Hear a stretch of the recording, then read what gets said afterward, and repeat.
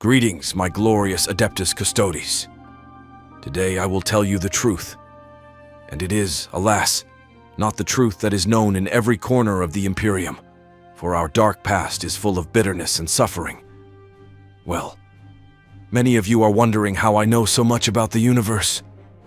Why do secrets hidden from even the most loyal servants of the Imperium lie within the pages of this diary?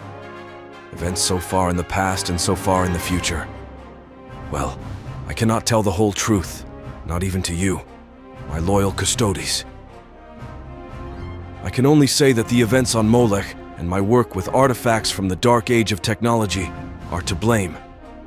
In my research, I have seen the events of many worlds and eras of countless galaxies, but I never knew what it was. The Immaterium's desire to warp my mind, or just childish fantasies and nightmares, and nothing more. The Necrons are soulless and silent machines created by Catan to exterminate all life. Their hatred of the ancient race, even before the biotransference, made them desperate and skillful warriors. They had only two seemingly unsolvable problems: weak mortal flesh and disunity. As you will recall from the first chapter of my journal on the history of the Necrons, the Star Gods, in pursuit of their own ends, tricked the Necrontyr into a great bioprenosian. As a result, the Necrons were born from their race. Now immortal and united, they have created one of the strongest armies in the galaxy. One of the main goals of the biotransference was to create an army that was fearless and invincible in every sense. But with all the resources they wanted, it was not enough. The common people of Necrontyr knew that they would not get the same bodies as their nobles. They only got the remnants, relatively primitive bodies that amounted to a prison. Completely devoid of any feelings or emotions, it was they who became the Necron warriors, the fearless backbone of all the armies of the Tomb Worlds. Despite their relatively primitive bodies, Necron warriors were capable of regenerating on the battlefield. Their determination also knew no bounds. A Necron warrior who received an order would not stop until he was killed or carried it out. The durability of their bodies only helped. In addition to emotions and feelings, their mental abilities were also limited, making the Necron warriors unable to act on their own. Offensives or maneuvers required constant orders from their commanders. If there was no commander, the Necron warriors would go on the defensive, throwing back huge crowds of enemies with powerful and accurate volleys of their guns. The Necron warriors have powerful Gauss cannons that literally tear the flesh off their enemies, and the higher up in the hierarchy a unit is, the more monstrous the Gauss cannons are in their hands. For the techno-geeks of the Adeptus Mechanicus, the hardest part was figuring out a safe way to store and then release such a dangerous energy discharge.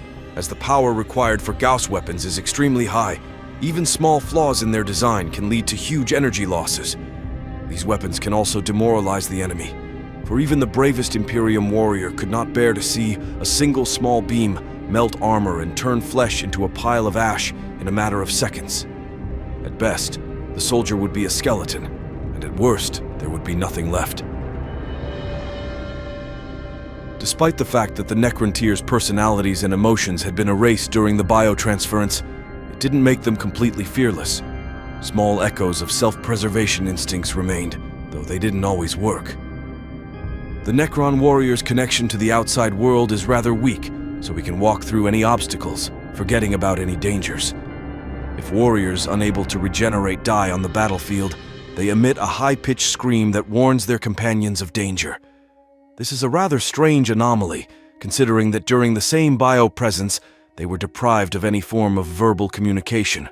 Necron warriors remain terrifying foes, but upon closer examination, it becomes clear that even such seemingly immortal creatures are affected by time.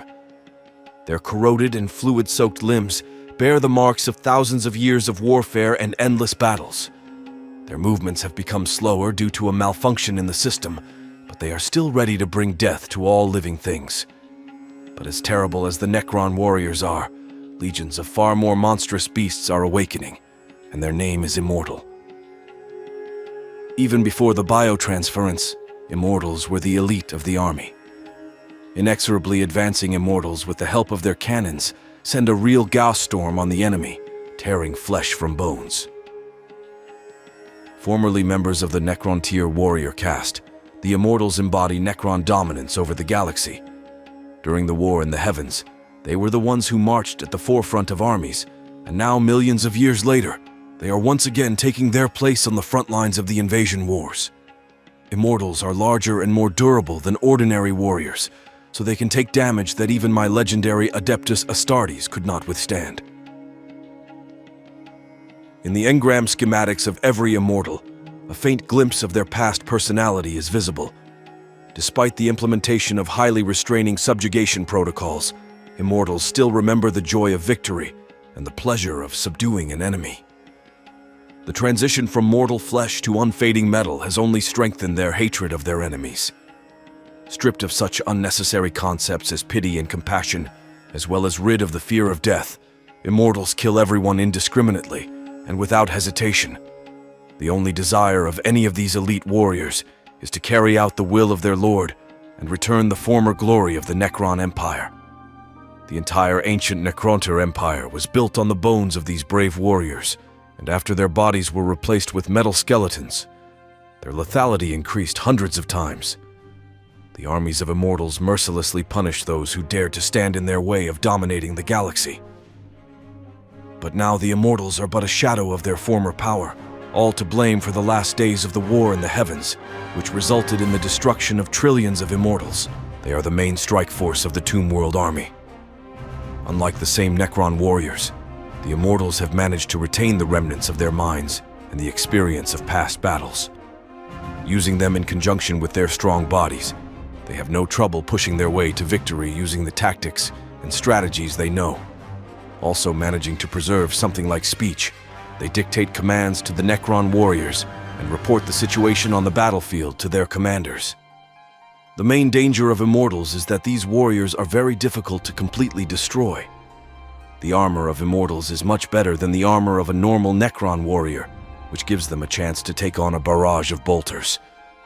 But even if you kill an Immortal, the threat does not disappear, because his recovery systems are better than those of standard warriors. Necron's appearance seems designed to strike fear into the hearts of humanoid beings, reminding them of death and what comes after it. But there are some Necrons whose appearance instills not just fear, but panic terror. These are the Refreshers, hunched Necrons whose fingers are razor-sharp claws and whose steel bodies are hidden beneath gruesome cloaks of their victims' peeled skin. In the closing stages of the war in heaven, the Necrons rose up against the Khitan and were able to defeat them. The remains of the Khitan were sealed in the Tesseract labyrinths. However, by order of the Silent King, the Minor Dynasty was able to completely destroy one of the Khitans named Landugor Freshman, and before he died, he cursed the Necrons with a virus. Necrons affected by the curse suffer a slow and painful erosion of their consciousness. As the virus progresses, the Necrons can forget the purpose of battle and disobey orders. They are only interested in killing and seeing the bloody remains of freshly burned enemies. Because of their curse, the freshly burned enemies collect gruesome trophies on the battlefield: torn muscles, skin, bones, and whole skeletons. The virus affects the Necron more and more, forcing it to feed on carrion and drink the blood of skinned enemies. But since they are physiologically incapable of digesting flesh or blood, it just runs down the cold metal into the joints, making it difficult for the Necrons to move. Yet their unquenchable hunger drives them to drink more and more blood, causing the physiology of their bodies to change from a normal Necron to a hunched, creaking piece of metal. The living metal rearranges itself to better serve the Necron's new purpose.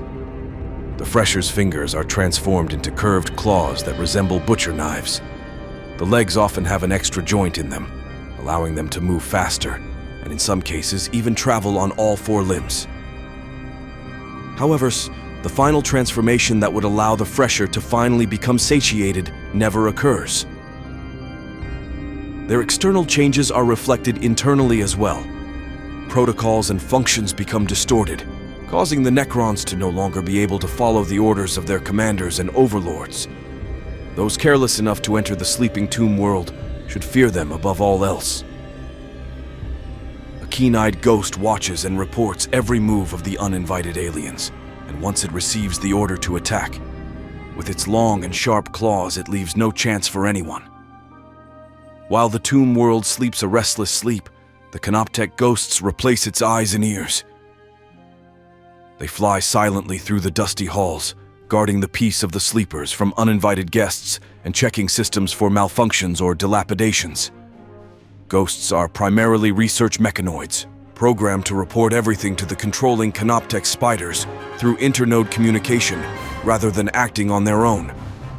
Once orders are received, the ghost carries them out with firm resolve. Whether the command is to attack an intruder or make repairs in the center of a collapsed tomb, the ghost will follow instructions until the task is completed or its function ceases. The most notable feature of the Canoptek ghost is its spatial destabilization matrix, a phase regulator that allows it to enter and exit reality. The ghost can even adjust the modulation of the matrix so that individual parts of its body are in different states. While a full out-of-phase existence is capable of lasting almost indefinitely, a half-phase state requires an enormous amount of energy to sustain the process. In reality, a ghost's body is nothing more than a collection of embedded energy generators and vein tubes made of Ethereum, and yet it can only exist in a dual state for a limited amount of time. The spatial destabilization matrix was originally conceived to allow ghosts to reach and repair massive mechanisms without the problematic removal of external components or armored plating. It is also an equally valuable skill when encountering invaders. If timed correctly, a Canoptek ghost can outphase its claws and tentacles into an enemy, then make them material, and thereby sever arteries, nerve bundles, and vital organs without leaving any external mark. Moreover, the enemy will likely have time to strike back, but their weapons will only pass through the intangible form of a Canoptek ghost. Although their primary task is to watch over their sleeping masters, ghosts are often conscripted into armies to act as forward scouts. The spatial destabilization matrix allows the ghost to traverse any terrain without stopping, and at the same time helps it hide from enemy eyes and sensors. Many enemy armies attacking tomb worlds have been unaware that the invisible Canoptek ghost is watching, recording, and reporting their every move. Only the most observant enemies dare hope to spot the ghostly silhouette of a lurking specter, or detect the unsettling electronic crackle that accompanies its meticulous transmissions. Even then, such things are usually written off to a fevered imagination.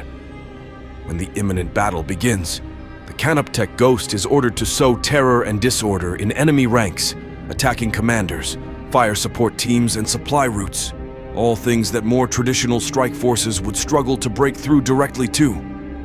What's more, sometimes the enemy commander doesn't even have time to start the fight. The night before, he is taken from his sleep by the cold claws of a Canoptek ghost killer, for whom neither doors, guards, nor force fields are an obstacle. Unlike their Necron hosts, the Canoptek spiders never slept, but instead tended to the structures of their tomb worlds for eons.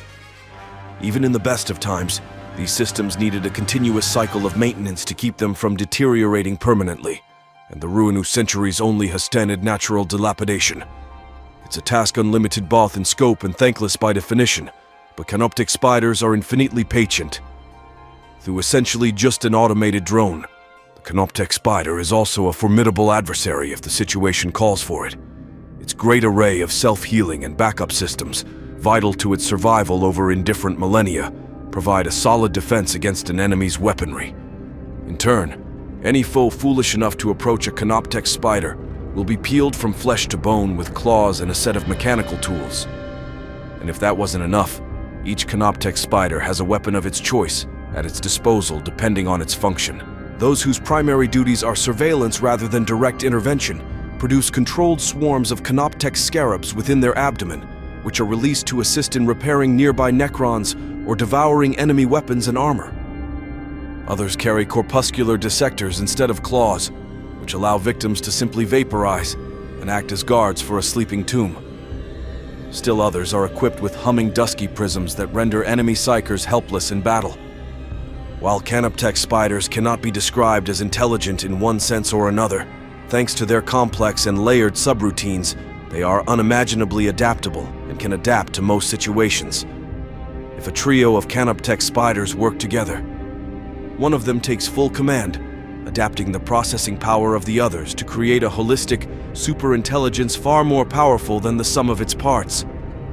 This hyper-productivity extends to all Canoptech ghosts and scarabs in the immediate vicinity, allowing the spiders to provide a coordinated and appropriate response to any threat.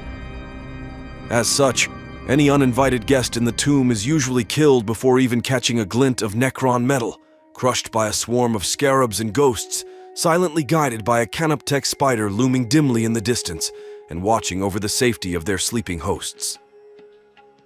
Equipped with anti-gravity engines, the Canoptech spiders glide smoothly over the battlefield, like huge arachnids crawling through invisible webs. Their sophisticated program allows them to repair damaged Necron equipment and units, be it the delicate mechanisms of a hibernation sarcophagus or the living metal hull of a monolith. Much of the hatred of the Necrons is centered in the cults of the Destroyers. The Exterminators have an intense hatred of all living things. Whatever shreds of soul they may have had left after the biotransference, the Great Sleep has finally dispelled them. Even among the ruthless soldiers of the dynasties, the Exterminators are considered immoderately cruel for their methods of warfare against mortals. Nevertheless, most Pharaons are not inclined to waste weapons, especially weapons as effective as the cult of the Destroyers.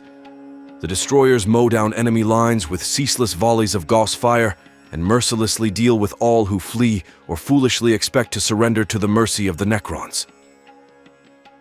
The Lord's influence over the cult of the Destroyers is already very limited, and when its members engage in battle, they are hardly controllable. Once the Annihilator sees its prey, it forgets the orders of its commanders and any battle tactics. Until there is no one left to kill, he is driven only by the desire to exterminate the living. The Annihilator's minds are obscured by the shroud of nihilistic insanity that pervades all the cult's actions. The Annihilators voluntarily give up any vestiges of their mortal existence in order to harvest the bloody harvest as efficiently as possible. Legs are amputated and replaced with suspensor platforms, and heavy energy cannons are installed in place of arms. In the end, the only thing left is a shell of living metal, perfectly suited for the sole task of cleansing the galaxy of signs of life. When the last seal falls, the last star takes its position, and the last drop of blood falls. Then those who slept a dead sleep will rise, and death will cover the void with its shroud.